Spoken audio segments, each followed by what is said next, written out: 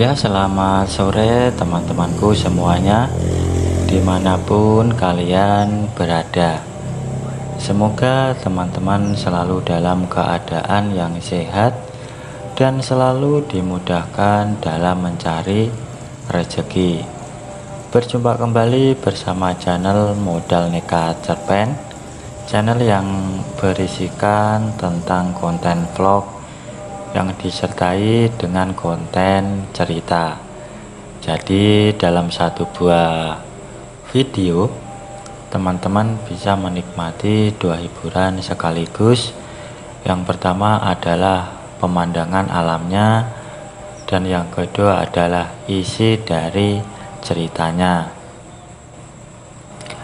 Baik teman-teman, untuk kisah kali ini masih melanjutkan cerita dari Naila ya, dan sudah sampai di episode ke-12. Ya mungkin ini nanti saya terakhir nguploadnya itu tanggal 21 ya teman-teman. Nanti lanjut lagi setelah selesai lebaran. Jadi mungkin ini nanti saya akan mungkin mengupload 2 episode ya, sebelum tanggal 22. Jadi nanti mungkin sedikit agak lama untuk jedanya, karena sebentar lagi kita akan memasuki hari raya lebaran. Dan untuk teman-teman yang sedang menjalankan mudik ya ke kampung halaman, tetap berhati-hati ya, jangan terlalu ngebut untuk mengendarai kendaraan roda 2 meskipun roda 4, karena di kampung ada keluarga yang sedang menunggu. Seperti biasa, di sini saya akan memberikan beberapa cuplikan alur ceritanya. Dan jika teman-teman merasa terganggu dengan adanya suara yang saya hasilkan, ya silahkan dikecilkan atau dimatikan tombol volumenya. Karena saya memberi suara seperti ini karena ada alasan tersendiri. Mungkin untuk penonton lama channel ini sudah tahu alasan tersebut. Dan untuk kisah kali ini, Naila sangat kaget ya. Dia sudah mengetahui siapa yang selama ini mengerjai dirinya sewaktu dia dalam keadaan tertidur, dan itu adalah Pak Urip. Dia pun sangat kaget karena orang yang selama ini dia percayai adalah dalang utama di balik peristiwa yang dialami oleh Naila.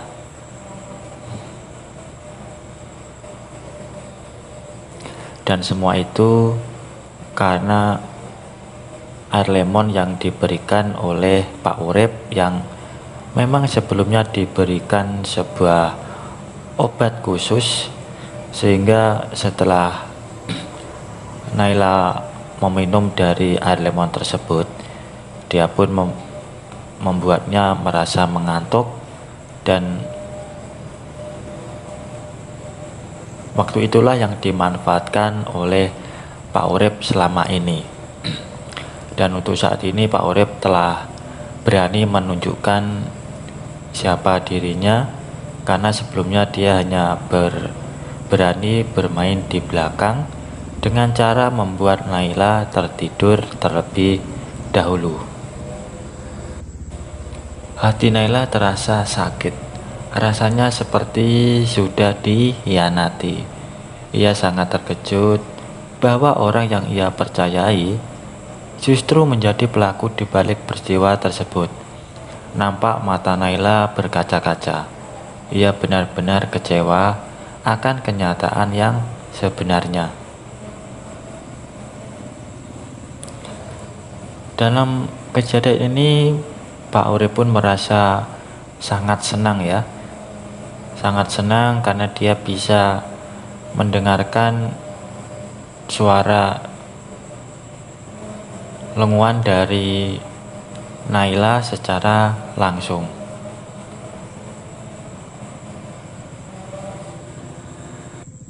Akhirnya dengan keberanian Pak Urip, dan dia pun sudah kepengen ya waktu ini, akhirnya dia pun memaksa Naila sekali lagi, tapi dengan keadaan Naila yang tersadar.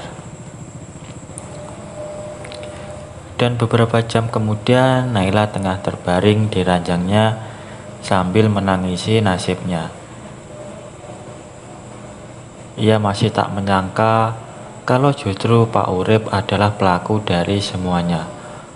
Wajahnya sembab, tubuhnya lemas, bajunya pun lecek karena terlalu lama berbaring di atas ranjang tertidurnya. Terhitung sejak pagi setelah dirinya dihajar pembantunya, ia langsung mandi, lalu mengurung diri di kamar. Setelah itu dia mengunci kamarnya karena takut pria tua itu kembali meminta darinya. Ia pun belum bertemu lagi dengan Pak Urip sejak saat itu. Ia pun berharap kalau dirinya tidak akan bertemu lagi dengan pria tersebut. Dan terasa perut Naila pun terasa lapar karena dia belum menyentuh makanan ataupun minuman setelah tadi pagi. Naila yang saat itu mengenakan kaos berlengan panjangnya serta celana longgarnya pun bangkit sambil menyeka air matanya. Ia berjalan sejenak mendekati pintu masuk sambil menaruh telinganya di sana. Setelah tidak ada suara,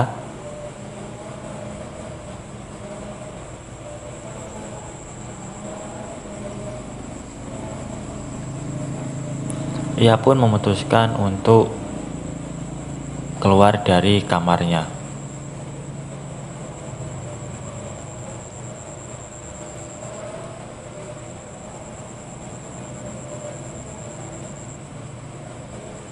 Saat tiba di ruang tamu rumahnya, ia melihat Pak Urip sedang tertidur. Wajahnya tengah tersenyum, mungkin karena memimpikan perbuatannya tadi pagi. Wajah Naila terlihat benci, namun kemudian berubah menjadi lega karena setidaknya pria itu tengah tertidur pulas. Naila pun meminum segelas air sejenak lalu berlari keluar secara perlahan agar tidak membangunkan pembantunya. Setelah keluar dari rumah, wajahnya pun seketika menoleh ke kanan. Ia melihat ke arah rumah Pak Beni. Entah kenapa hatinya meminta untuk menuju ke sana. Ia pun berlari secepat-cepatnya untuk menjauh dari posisi di mana pembantunya berada.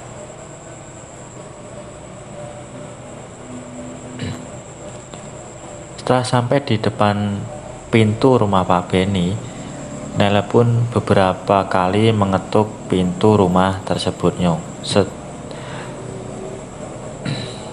Setelah ketiga kalinya, akhirnya terdengar suara langkah kaki dari dalam. Naila lega karena setidaknya ia mendengar suara dari dalam. Tak lama kemudian pintu terbuka. Pria tua berbadan kekar yang keluar dari dalam rumah itu terkejut saat melihat siapa tamu yang mendatangi rumahnya. Lalu Pak Beni pun mempersilahkan tamunya untuk masuk. Pak Beni dengan ramah menyambut kehadiran tamunya. Ia pun mempersilahkan tamunya untuk duduk di ruang tamunya. Kemudian terjadi keheningan di sana. Pak Beni dengan sabar menanti apa yang ingin tamunya ucapkan saat berkunjung ke rumahnya. Sedangkan Naila merasa canggung untuk berbicara dengan seseorang yang telah dicurigai aneh oleh warga sekomplek rumahnya. Pikirannya sudah menyiapkan kata, tapi lidahnya keluh untuk berbicara. Ia pun sedari tadi menatap ke bawah karena tak sanggup untuk memulai pembicaraan. Baik teman-teman, mungkin untuk cuplikan ceritanya saya akhiri sampai di sini ya. Untuk lebih jelasnya silahkan teman-teman simak ceritanya sampai selesai supaya tidak ketinggalan sama alur ceritanya. Jangan lupa di subscribe, like, share, dan komen agar channel ini kedepannya bisa lebih berkembang lagi dan tetap bisa menemani teman-teman khususnya di kala senggang. Dan kalau ada salah pengucapan maupun penulisan, saya minta maaf yang sebesar-besarnya. Semoga teman-teman dapat terhibur dengan cerita yang kali ini saya sajikan, dan nantikan kelanjutan ceritanya hanya di lain kesempatan. Saya ucapkan selamat sore, selamat beraktivitas, dan terima kasih.